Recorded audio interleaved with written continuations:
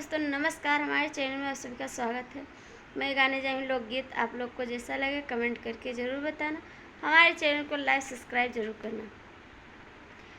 रुआ मैं जानक जी की नारी सिया हमारी प्राणों से प्यारी।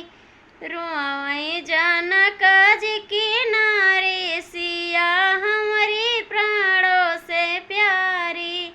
के मोरे जई हई फुलवा तुरन के मोरे जई हई फुलवा तुरन का के रही हई हमारी अटारी सिया हमारी प्राणों से प्यारी।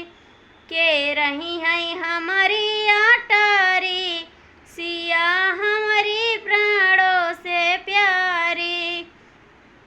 रुआ मैं जानक जी की नारी सिया हमारी प्राणों से प्यारी।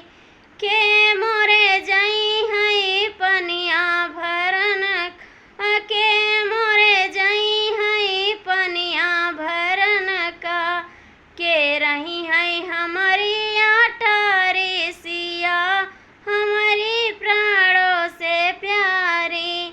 रुआ मैं जानक जी की नारी सिया हमारी प्राणों से प्यारी।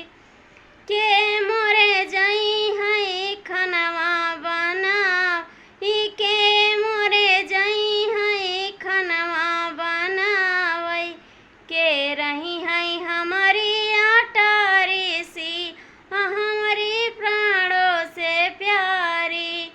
रुआ मैं जानक जी की नारी सिया हमारी प्राणों से प्यारी। के मोरे जई हई बिरवा लगा के मोरे जई हई बिरवा लगावई के रही हई हमारी अटारी सिया हमारी प्राणों से प्यारी। रुआ मैं जानक जी की नारी सिया हमारी प्राणों से प्यारी। के मोरे जई हई सजिया लगावई के मोरे जई हई सजिया लगावई के रही